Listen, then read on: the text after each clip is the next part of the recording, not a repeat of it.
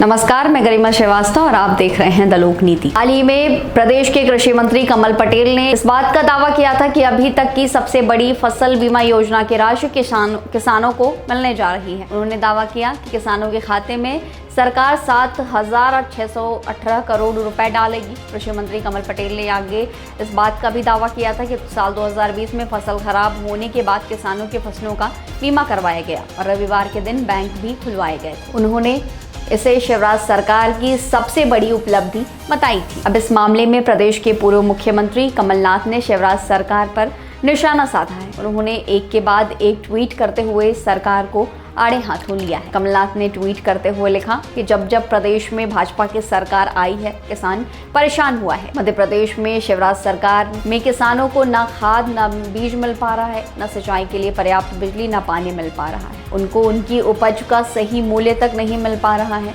न ही खराब फसलों का मुआवजा मिल रहा है। और अब तो फसल बीमा की दावा राशि के नाम पर किसान को एक बार फिर ठगा गया है। शिवराज सरकार ने 2 सप्ताह पूर्व प्रदेश में बड़े बड़े आयोजन किए और किसानों के खाते में पैसे डालने के बड़े दावे किए थे। कमलनाथ ने लिखा कि जबकि सच्चाई यह है कि आज भी हजारों किसानों के खातों में यह राशि नहीं पहुंची है। जिन किसानों के खातों में राशि पहुंच भी चुकी है, वहां बैंकों द्वारा बगैर उनकी सहमति के उस राशि को ऋण में समायोजित किया जा रहा है। नकद की निकासी पर रोक लगा दी गई है। कमलनाथ यही नहीं रुके, उन्होंने आगे लिखा कि लाखों किसानों को नुकसान के अनुपात में कम राशि मिली है। कई किसानों को जमा प्रीमियम की राशि से भी कम राशि क्लेम के रूप में मिली है। सरकार ने दावा किया था कि किसी भी किसान को 1,000 रुपए से कम की क्लेम की राशि नहीं मिलेगी। उसके अंतर की राशि की भरपाई सरकार करेगी। लेकिन 2 सप्ताह बीत जाने के बाद भी अभी तक ना उन किसानों की सूची बन पाई है और न ही उनका भुगतान हो पाया है। सरकार के सारे दावे व हवाई साबित हुए हैं। संकट के इस दौर में सरकार के सारे जिम्मेदार किसानों को भगवान भरोसे